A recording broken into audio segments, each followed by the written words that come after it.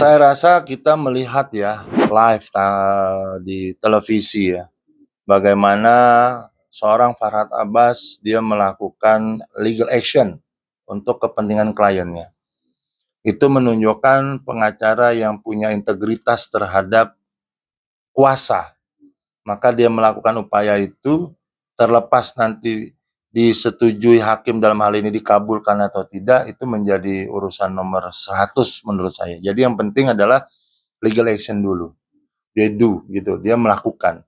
Nah, kemudian apakah novumnya cukup atau tidak dan sebagainya, itu kembali ke ranah pengadilan.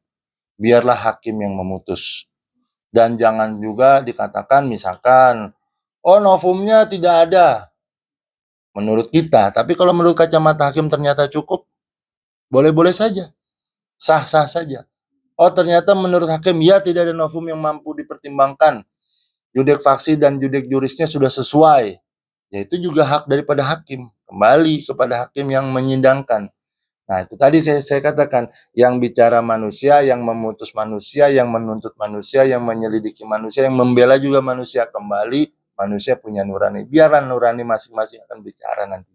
Ya sekarang ketika bicara minta maaf, apa ya buat saya gini, meminta maaf di dalam sidang kan tidak mengurangi esensi daripada dia menjadi saksi ahli.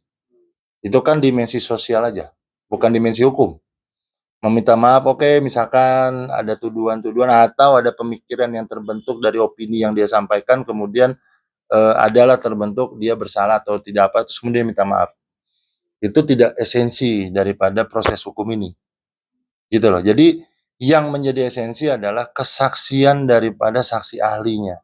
Yang dikutip, yang dicatat dalam persidangan, yang dipertimbangkan oleh hakim adalah dari pertanyaan dan dari pernyataan seorang ahli terhadap jawabannya. Jadi jawaban keilmuan lah yang menjadi patokan. Tidak bukan hubungan si ahli dengan si Rudiana misalkan. Itu mah dikesampingkan, itu nggak ada kaitannya dengan pokok perkara. Pokok perkaranya dia dihadirkan sebagai saksi ahli, kemudian jawaban-jawaban saksi ahli ini apakah mendukung daripada upaya kuasa hukum atau kemudian sebaliknya mendukung menguatkan daripada upaya daripada jaksa yang melakukan wakil negara untuk melakukan penuntutan. Disitulah nanti diuji itu dari keahliannya, dari ilmunya, dari saintifiknya, kan gitu. Jadi dari pengetahuannya, bukan permohonan maafnya dipertimbang. Oh jadi Rudiana salah dong, atau Rudiana bener dong karena udah minta maaf. Nggak gitu, nggak itu esensinya, nggak gitu. Paham nggak? Jadi minta maaf ya nggak masalah, minta maaf, maaf ya Pak. Kemarin saya statement begini-gini mungkin akan di masyarakat terbentuk opini bahwa saya Bapak begini misalkan. Tapi pertanyaan daripada pengacara dan jaksa berbeda.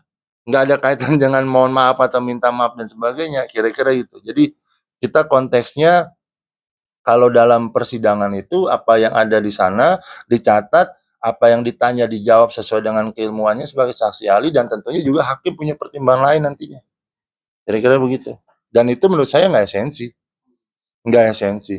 Tidak bisa juga merubah posisinya tadi Rudiana tidak terpojok menjadi apa yang tadi terpojok tidak terpojok misalkan, atau sebaliknya posisinya yang mengajukan PK jadi lemah dengan adanya minta maaf. Nggak gitu, nggak ngaruh itu secara hukum ya, nggak ngaruh. Itu pendapat saya loh. Ya kalau itu kan gini ya, itu kan proses internal dari pihak kepolisian, yaitu tadi saya bilang itu adalah proses hukum. Ketika memang Propam sudah menyatakan tidak bersalah, tidak ada tidak ada pelanggaran dalam proses penyidikan dan penyelidikan, ya saya rasa ya bagus. Ya berarti memang clear Rudiana gitu loh. Kita tinggal cari, berarti masalahnya bukan di Rudiana nih. Di mana ya kita cari sama-sama gitu. Jadi jangan terfokus pada satu manusia Rudiana saja yang dikejar. Banyak pihak, banyak hal-hal lain gitu loh. Jadi itu tali temali antara antara pihak kepolisian, kejaksaan, sampai kehakiman, hakim ya yang memutus, dan tentunya juga peran serta daripada penasihat hukum dalam hal melakukan pembelaan kemarin itu gitu loh. Jadi ini satu tali temali yang tidak bisa dipisahkan satu sama lainnya. Kalau memang menyatakan tidak ada pelanggaran daripada kegiatan Ibtu Rudiana secara internal, ya sudah. Memang keputusannya begitu, ya lu harus terima dong. Oh nggak bisa Pak, pokoknya dia harus bersalah. Ya nggak bisa gitu. Nggak bisa gitu loh. Nggak bisa kita memaksa orang tidak bersalah juga menjadi bersalah. Jadi sama aja bohong kita. Buat apa cari kebenaran kemudian dengan menyalahkan orang lain? Hakikinya keluar kebenaran dengan sebaik-baiknya, sejatinya. Ya kalau dia merasa ada salah kan personal, tidak ada kaitannya dengan tindak pidananya gitu loh. Dia tidak ada kaitannya dengan keilmuannya dia gitu. Kalau dia statement kemudian ternyata propam tidak, ya nggak masalah juga. Itu personal yang tadi saya katakan, personal. Jadi makanya gini, saya tidak mau menjustifikasi memberikan penghukuman. Wah ini benar, ini salah. Saya bukan hakim bos. Nggak mau saya. Kalau ini menurut abang gimana? Ya ini begini, sisi ini. Kalau saya jadi sana begini, sama saja. Ketika memang posisinya dibalik-balik juga dia akan melakukan yang sama. Misalkan Farhad Abbas jadi kuasa hukumnya Rudiana, Hotman Paris jadi kuasa hukumnya terpidana untuk PK, yang lain-lainnya dibalik-balik misalkan. Sama dengan mereka akan melakukan yang sama gitu loh. Jadi tidak ada benar, tidak ada salah, nanti keputusan hakim yang akan menjadi patokan kita. Ya, artinya begini, ini sih sebagai teman sejawat ya, dan juga sebagai catur bangsa penegak hukum, kita pengacara, bahwa ini adalah kesempatan kita menunjukkan eksistensi masing-masing dalam hal penegakan hukum, bukan dalam hal cari tenar, bukan. Ya kan itu. Jadi apa yang dilakukan jaksa sudah benar. Jaksa ya memang harus begitu. Harus membela posisinya negara yang hari ini dilakukan upaya PK. Karena dia mewakili negara nih, menuntut orang yang bersalah. Kemudian posisinya polisi ya memang harus begitu. Melindungi internal, kemudian juga mencari kebenaran yang berdasarkan fakta, realita, berdasarkan saksi, alat bukti yang lain-lain sesuai dengan yang diatur di dalam hukum acara pidana. Dan tentunya hakim juga akan memutus kan begitu sesuai dengan apa yang disajikan. Kalau hakimnya malas untuk mendalami, ya pasti juga sulit untuk hakim berpikir lebih rasional.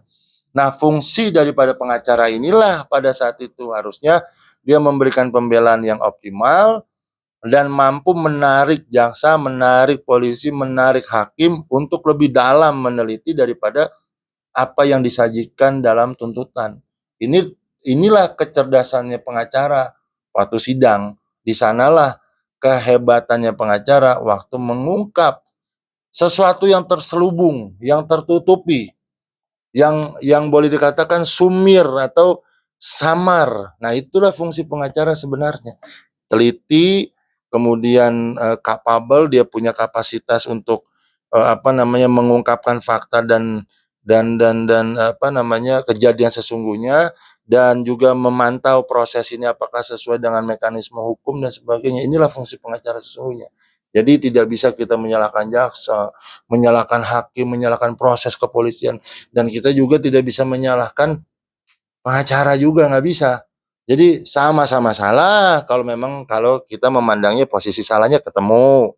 Sama-sama benar kalau kita memandang cari kebenarannya gitu loh. Jadi jangan lupa untuk subscribe Cumi Cumi. Ditekan ya tombol lonceng merahnya.